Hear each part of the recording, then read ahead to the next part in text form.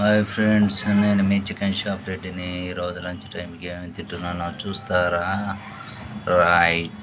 White rice, గోంగూర పప్పు,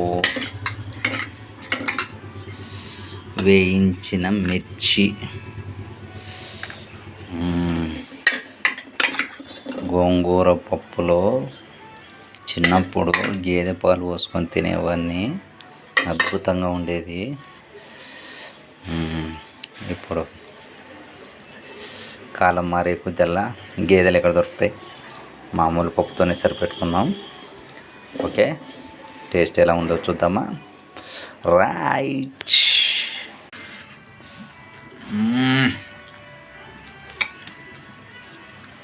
అద్భుతం.